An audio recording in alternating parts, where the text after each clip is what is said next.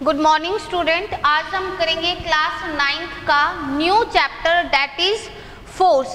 Last chapter में हमने पढ़ा था मोशन के बारे में और उसमें हमने डील किया था काइनेमेटिक्स के बारे में कि अगर हमारा जो ऑब्जेक्ट है वो स्ट्रेट लाइन में मूव करता है तो किस तरीके से उसकी स्पीड, वेलोसिटी, एक्सेलरेशन ये सब क्या होते हैं। जब वो कोई ऑब्जेक्ट मूव कर रहा होता है तो एट दैट टाइम उसकी स्पीड क्या है, एक्सेलरेशन क्या है, ये सब हमने फाइंड आउट किया था। लेकिन हम इस चैप्टर में आप ये मान सकते हो कि ये चैप्टर भी फर्स्ट चैप्टर का ही एडवांस है, मतलब उसी सीरीज में ही चल रहा है ये। इस चैप्टर में हम डील करेंगे cause of motion that is force. हमने ये कहा कि हमारी जो स्पीड है वो एकदम से बढ़ जाती है, ठीक है। जैसे एग्जांपल, मैंने बॉल को थ्रो किया इन अपवर्ड डायरेक्शन तो उसकी स्पीड है वो कम होती गई, ठीक है, और एक पॉइंट पे जाकर उसकी जो स्पीड है वो 0 हो गई।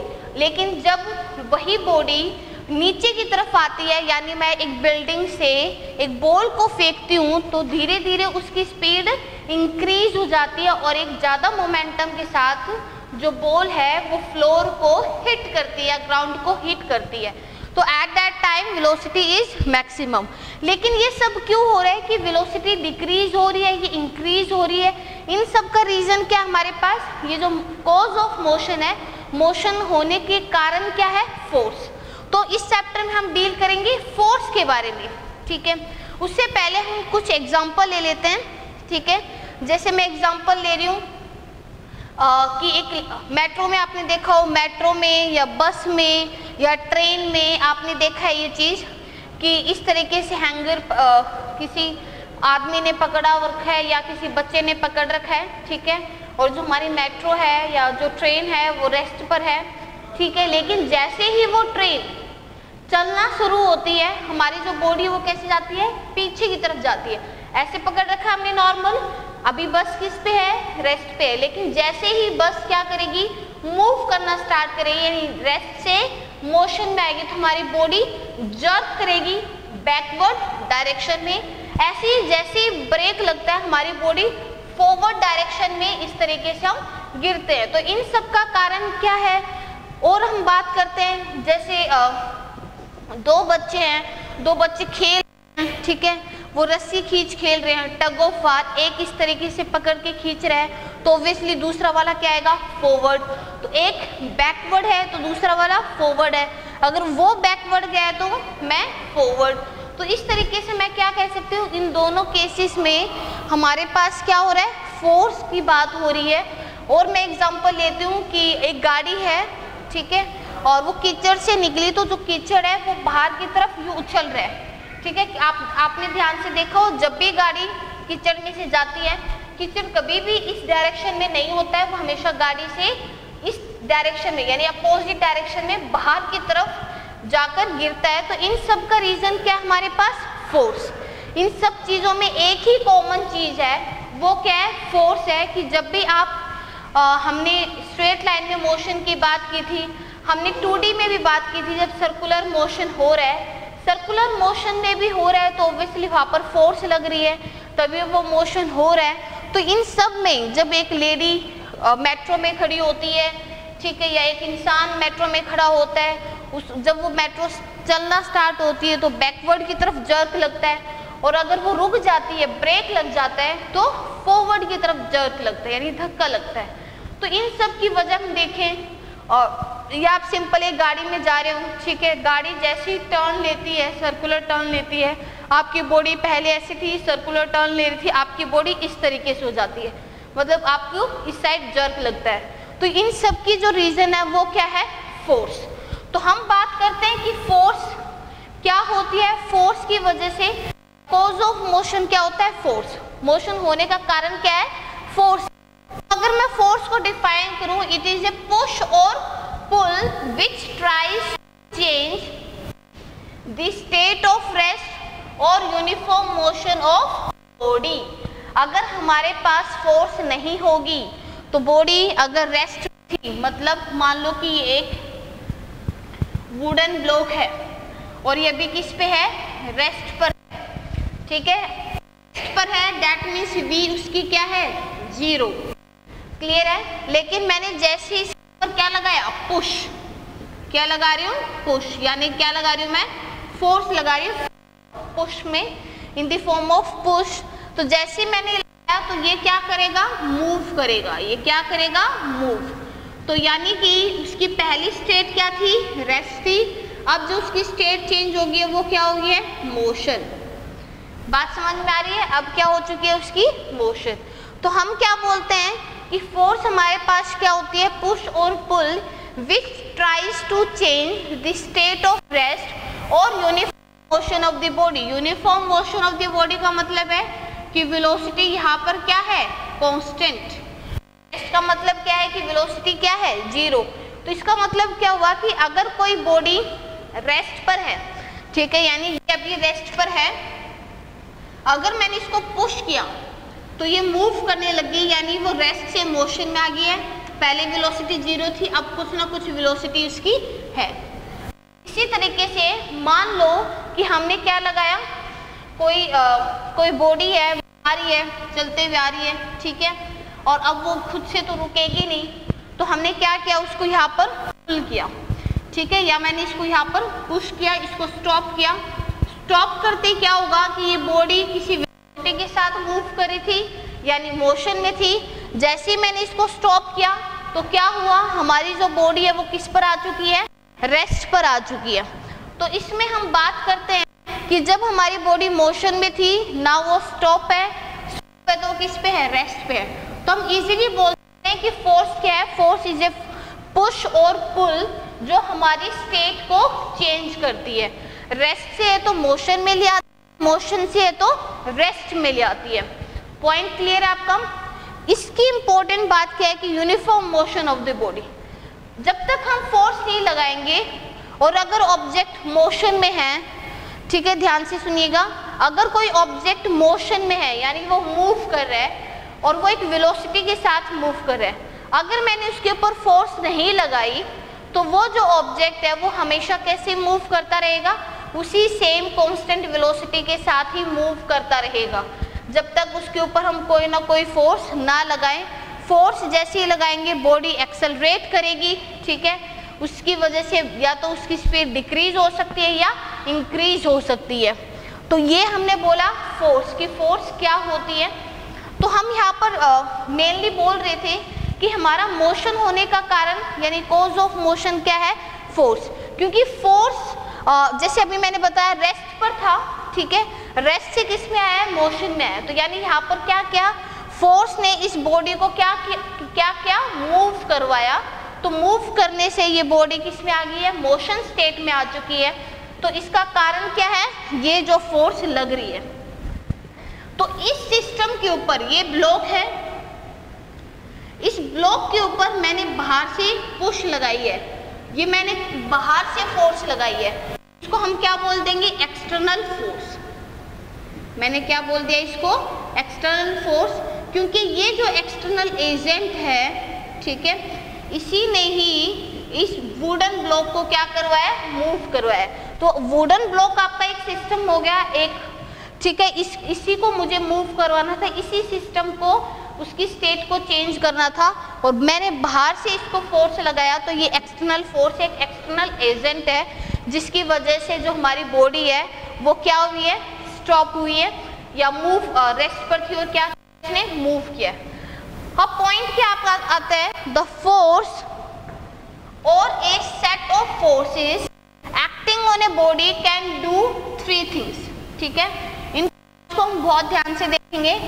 जब भी हमारे पास ये 3 चीज तो होंगी, ठीक है, ये 3 चीजें क्या होती हैं, जब ये फोर्स या सेट ऑफ फोर्सेस किसी बॉडी के ऊपर लगेगी तो क्या होगा आपका।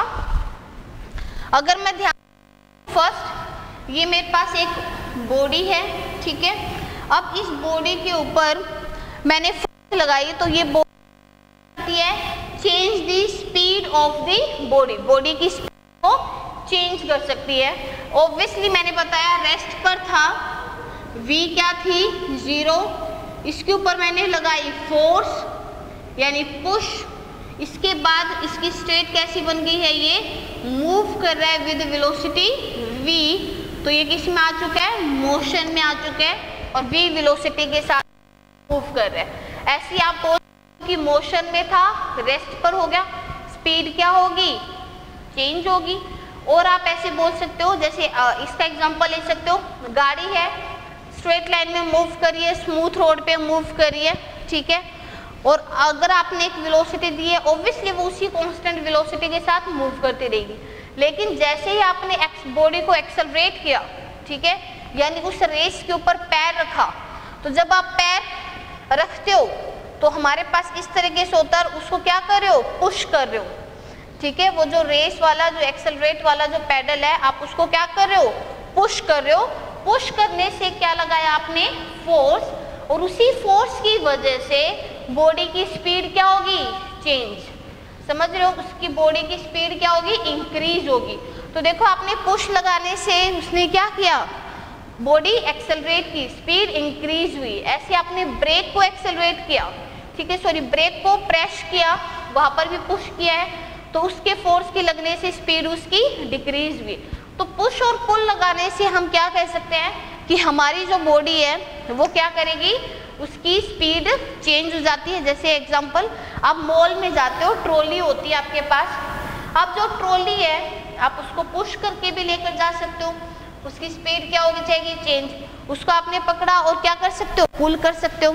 जैसे हम नॉर्मली जो हमारी व्हील सूटकेस होती हैं उनको इस तरीके से पुल करके लेकर जाते हैं, तो आप इस तरीके से क्या हो रहा है, उनकी आप स्पीड को चेंज कर रहे हो पुश और पुल लगाकर। तो फोर्स जब भी बॉडी के ऊपर लगेगी वो क्या करेगी, उसकी बॉडी की स्पीड को चेंज कर देगी। नेक्स्ट क्या, change the direction of motion, इस तरीके से। अब मैंने क्या किया, फोर्स लगाया, और फोर्स से, ठीक है, इस डायरेक्शन में इसने फोर्स लगाया, तो क्या होगा, उसकी डायरेक्शन इस तरीके से चेंज होगी। एग्जाम्पल, ठीक है, एक बैलून है, बैलून उड़ रहा है, अब तेज आंधी आई, तेज आंधी की वजह से उसकी डायरेक्शन को उसने चेंज कर दिया। तो नॉर्मली उसने उस बैलून के ऊपर क्या लगाया, पुश लगाया है, फोर्स लगाई है, कि डायरेक्शन क्या होगी, चेंज। तो ऑब्वियसली हमारी जो फोर्स लगने से बॉडी की डायरेक्शन भी क्या हो जाती है, चेंज हो जाती है। Next, force can change the shape of body, force can change the shape of. इसका एग्जांपल आप कैसे ले सकते हो, आपका एक बैलून है ये, ठीक है, इस बैलून पे मैंने क्या लगाया, फोर्स लगाया, ठीक है, या एक बॉल है, रबर की बॉल आती है, आपने उसको प्रेस किया इस तरीके से, उसके ऊपर क्या लगाई, फोर्स, तो उसकी जो शेप है वो क्या होगी, चेंज होगी। पहले वो बॉल थी, लेकिन आपने जैसे किया तो जा से दब गई, वो तो इस तरीके से जा से नहीं दबी, वहां से वो थोड़ी सी फुली रहेगी। तो इसका मतलब उसकी जो शेप में क्या आ गया, डिस्टोर्शन आ गया, उसकी शेप में क्या आ चुका है, डिस्टोर्शन आ चुका है, उसकी जो शेप है वो डिस्टोर्ट हो चुकी है, वो चेंज हो चुकी है। तो इस तरीके से हम क्या कह सकते हैं कि ये हमारा बैलून है, ठीक है। आप बैलून को हमने पकड़ा, ठीक है, शेप एंड साइज को चेंज कर देता है इजीली। जैसे फॉर एग्जांपल एक स्प्रिंग है, स्प्रिंग इजीली यही था, ठीक है, लेकिन जैसे आप ऊपर पुल लगाया, इसको यहाँ से पकड़ के खींचा, पुल लगाने से जो स्प्रिंग है उसका साइज क्या हो गया, चेंज हो गया। तो इसलिए हम क्या बोल सकते हैं, उसकी शेप एंड साइज को भी जो फोर्स है वो क्या कर देती है, चेंज कर देती है। जैसे पहले बैलून सर्कुलर में था, लेकिन जैसे उसके ऊपर फोर्स लगाई वो इस तरीके से उसकी शेप, उसने इस तरीके से, तो आप देख रहे हो यहाँ पर शेप क्या हो जाती है, चेंज हो जाती है। अब रबर बॉल को इस तरीके से लो, बैलून को लो, उनकी शेप क्या हो जाएगी, चेंज आ जाएगी। कहा कि जब भी फोर्स लगती है किसी बॉडी के ऊपर तो ऑब्वियसली थ्री थिंग्स होती हैं, force can change the speed of the body, force can change the direction of body, and as well as it can change the shape of body, यानी body को shape को distort कर देती है। Now हम बात करते हैं, हमने फोर्स की बात की कि ऑब्वियसली फोर्स क्या होती है, ठीक है, और फोर्स के लगाने से क्या हो जाएगा। लेकिन अब मैं जब बात करती हूँ कि हमारे पास फोर्स कितने टाइप की है, ठीक है, फोर्स ऑब्वियसली बहुत टाइप की है। यहाँ पर हम बैलेंस्ड और अनबैलेंस्ड फोर्स के बारे में पढ़ेंगे कि हमारे पास बैलेंस फोर्स क्या होती है, अनबैलेंस फोर्स क्या होती है। उससे पहले हम ले लेते हैं contact force contact force and non contact force. क्या ले लेते हैं हम? Contact force and non contact force. Contact force की बात करते हैं, जो बॉडी एक्चुअल में एक दूसरे के कॉन्टैक्ट में आती हैं उसे हम क्या बोलते हैं? Contact force. यानी ये जो फोर्स तभी लगेगी जब दो बॉडी आपस में क्या होंगी? कॉन्टैक्ट में होंगी। और नॉन कॉन्टैक्ट फोर्स कि इसमें जो बॉडी है वो एक्चुअल कांटेक्ट नहीं होता है, उनका एक्चुअल कांटेक्ट होता है। तो इसमें एग्जांपल मैं ले लेती हूँ नॉर्मल फोर्स, ठीक है। जैसे बॉडी ये हमारे पास, अब बॉडी का वेट लग रहा है नीचे ड्यू टू ग्रेविटी, क्योंकि ग्रेविटी की डायरेक्शन हमारे पास डाउनवर्ड होगी, लेकिन यहाँ पर भी क्या लग रही है? एक रिएक्शन फोर्स लग रही है। ये क्या लग रही है? एक रिएक्शन। तो यहाँ पर ये एक्चुअल में क्या है? जब हमारा जो ऑब्जेक्ट है जब सरफेस कांटेक्ट में आया तभी ये रिएक्शन फोर्स लगी है। तो नॉर्मल मैं बात करूँ तो नॉर्मल है कि जब कोई ऑब्जेक्ट, मान लो हम इंसान, ठीक है, ये अर्थ के कांटेक्ट में, ग्राउंड के कांटेक्ट में, और एक तो ग्रेविटी की वजह से हमारी फोर्स लग रही है, ठीक है, जो कि हमारा हो गया वेट, लेकिन कांटेक्ट में आने की वजह से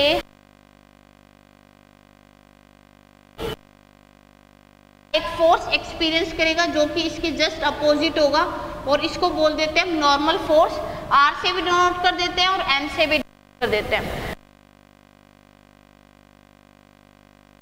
जैसे मैंने एग्जांपल बोल रही हूँ, ठीक है। अब इस तरीके से ये एक बुक है, आपने इस बुक में क्या देखा?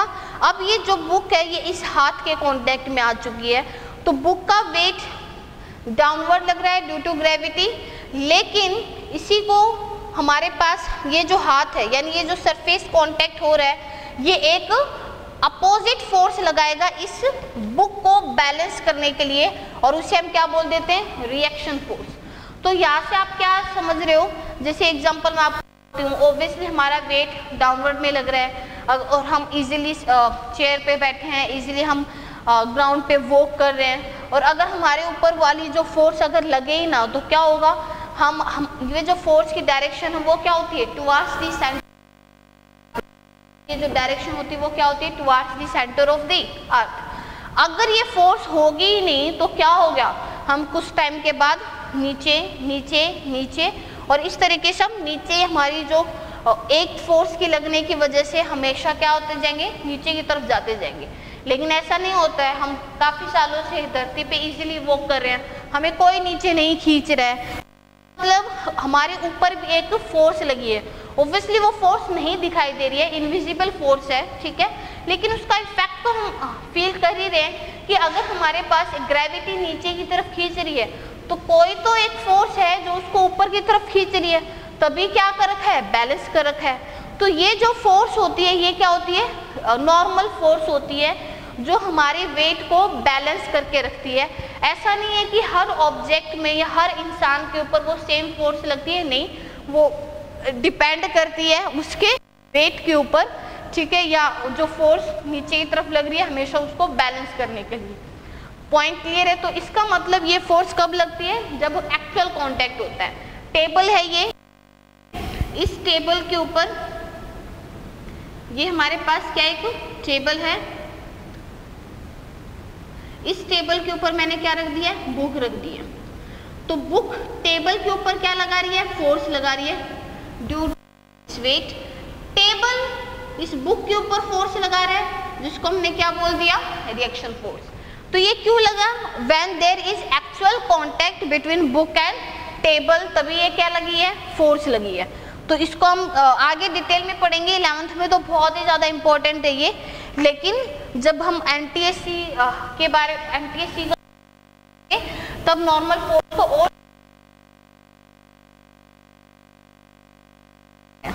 और हम बात करते हैं फ्रिक्शनल फोर्स की। हम किसकी बात करते हैं? Frictional force. आपको पता ही है फ्रिक्शनल फोर्स, ठीक है, opposite to the direction of motion. Body इस डायरेक्शन में मूव कर रहा है तो फ्रिक्शनल फोर्स की डायरेक्शन हमेशा क्या होगी? Opposite to the direction of motion. और ये हमेशा तभी लगती है जब बॉडी मान लो कि रोड के ऊपर एक गाड़ी जा रही है, ठीक है, तो ये तभी लगता है जब हमारे पास क्या होगा, एक्चुअल कांटेक्ट होगा रोड का और किसका, गाड़ी का। तो हमारे पास रोड और टायर के बीच में जो फोर्स लग रही है उसे हमने क्या बोला, फ्रिक्शनल फोर्स। ऐसे अगर मैं टेबल पे बुक को स्लाइड कर रही हूँ, ठीक है, स्लाइड करने से हमारे पास बुक और टेबल के बीच में भी क्या होगा, फ्रिक्शनल फोर्स अराइज होगा। तो फ्रिक्शनल फोर्स भी एक्चुअल कांटेक्ट होता है, ठीक है, भी हम बोल देते हैं इनको कांटेक्ट फोर्स। और नॉन कांटेक्ट फोर्स की बात करें तो ग्रेविटेशनल फोर्स, जो हमारा नेक्स्ट चैप्टर होगा तब उसमें हम बताएंगे ग्रेविटेशनल फोर्स, ठीक है। Magnetic force,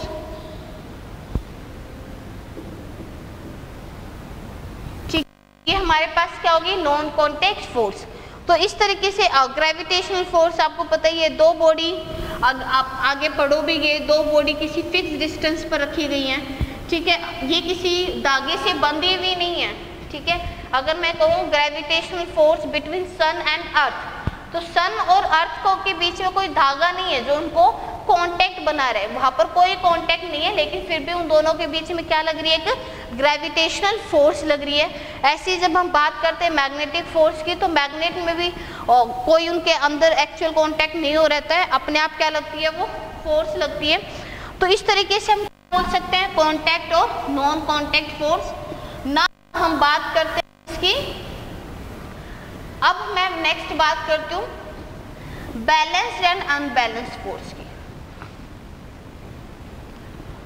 balanced and unbalanced force, okay. Balanced force क्या होती है, अच्छा उससे पहले मैं आपको बात, रिजल्टेंट फोर्स, रिजल्टेंट फोर्स, और इसको हम नेट फोर्स भी बोल देते हैं, रिजल्टेंट फोर्स, और इसको हम क्या बोल देते हैं, नेट फोर्स। मान लो ये एक बॉडी है, इधर भी एक फोर्स लग रही है F1, F2, F3, ठीक है, इधर लग रही है F4। तो अब ये जो बॉडी है ये एक सेट ऑफ फोर्सेस को एक्सपीरियंस कर रही है, मतलब इसमें बहुत सारी फोर्सेस लग रही हैं।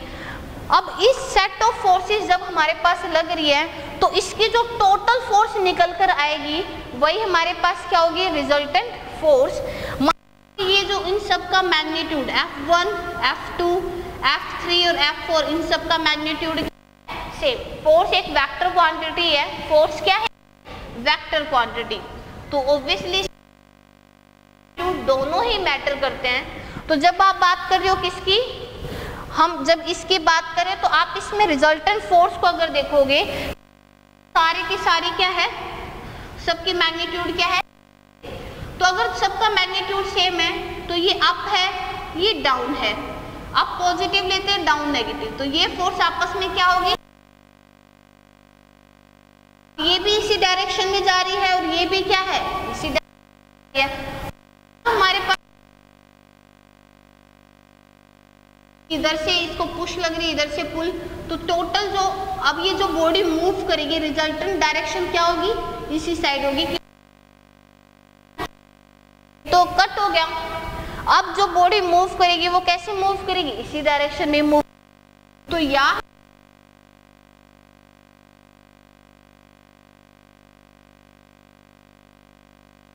देखा रिजल्टेंट फोर्स यानी नेट फोर्स यानी टोटल फोर्स इस बॉडी के ऊपर कितनी लग रही है, F1 प्लस में F2, क्योंकि इन दोनों ने आपस में क्या कर दिया है, कैंसिल आउट कर दिया सेम। और अगर मैं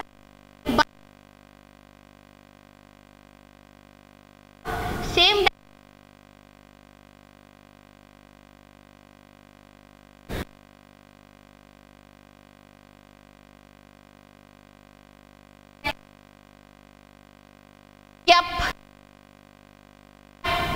इसको ये जो बॉडी को कोई, लेकिन सबका मैग्नीट्यूड क्या है, इसने भी एक दूसरे को क्या कैंसिल आउट, बॉडी पे नेट फोर्स कितनी आ गई, 0 आ गई, और यहाँ पर नेट फोर्स क्या थी, F1 प्लस में F2।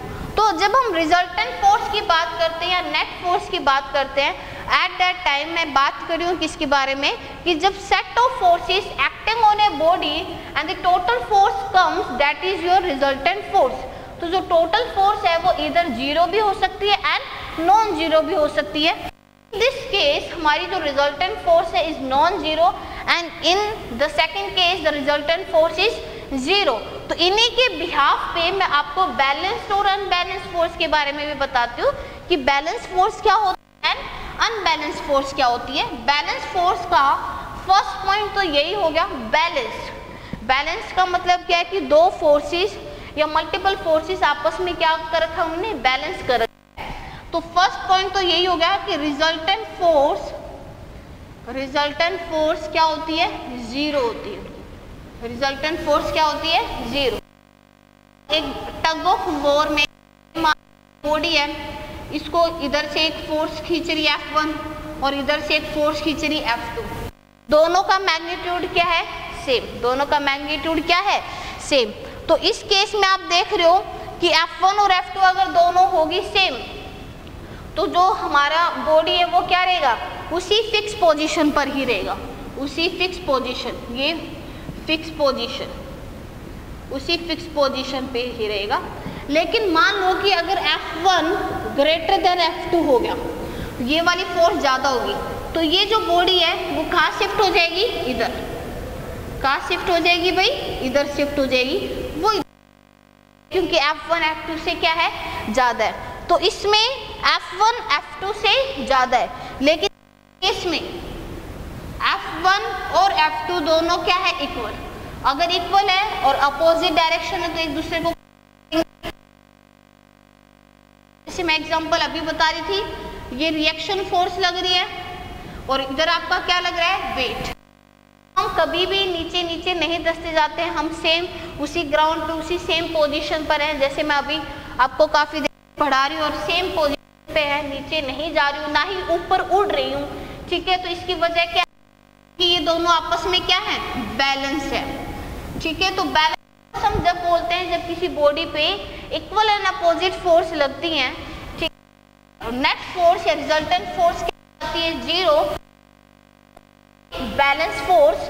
और जब मैं बात करती हूँ किसकी, अनबैलेंस फोर्स की, अनबैलेंस फोर्स में जो रिजल्टेंट फोर्स होती है यानी टोटल फोर्स, हम इसको ऐसे लिख सकते हैं, टोटल फोर्स जीरो के इक्वल नहीं होती है। यानी इस केस में मैं बता रही थी, अगर F1 ग्रेटर देन F2 हो जाए तो ये जो बॉल है वो कहाँ शिफ्ट हो जाएगी, यहाँ शिफ्ट हो जाएगी, ठीक है। क्यों, क्योंकि इस केस में magnitude of F1 is greater than magnitude of F2। तो इस केस में हमारी जो बॉल है वो किधर शिफ्ट होगी, उस साइड शिफ्ट होगी। तो बोल सकते हैं बैलेंस फोर्स। जैसे सिंपली एक बच्चा अच्छा मोटा तगड़ा है और एक पतला है और दोनों को रस्सी खींचने के लिए बोल दिया, तो क्या होगा, मोटे वाला जो बच्चा है उसने को खींच लिया। क्यों, क्योंकि वो फोर्स क्या लगा रहा था, ज़्यादा। तो इस केस में क्या है, वो अनबैलेंस फोर्स है। तो इस तरीके से हम अनबैलेंस फोर्स में क्या बोल सकते हैं कि नेट फोर्स क्या हो जाएगी, जीरो। यानी कि कुछ ना कुछ उसकी वैल्यू आएगी। यहाँ 10 है और यहाँ 8, तो 10 माइनस में 8 कितनी आ गई, 2। तो नेट फोर्स आपकी आ गई 2। यहाँ पर भी 10 है और यहाँ पर भी 10 है, तो 10 माइनस में 10 कितनी आ गई, 0। तो ये बैलेंस फोर्स है और ये अनबैलेंस फोर्स है कि कुछ ना कुछ मैग्नीट्यूड आता है, नॉन जीरो उसका मैग्नीट्यूड होता है। और ये हमारे पास आ गया बैलेंस और अनबैलेंस फोर्स। नेक्स्ट क्लास में हम डिस्कस करेंगे अबाउट गैलीलियो एक्सपेरिमेंट। उससे पहले आपका होमवर्क है कि आप ये सोचो कि जब हमारी बॉडी नीचे की तरफ हम किसी बॉल को या किसी भी चीज़ को फेंकते हैं तो उसकी स्पीड कम क्यों होती जाती है। हम फेंकेंगे तो उसकी जो स्पीड जब ऊपर की तरफ फेंकते हैं तो स्पीड कम क्यों होती जाती है एंड स्पीड ज़्यादा क्यों होती जाती है, और भी मैरी गो राउंड में क्या होता है, इन सब का आप सोच कर आना कि आप कैसे करोगे, ये आपका होमवर्क है। Okay, thank you students.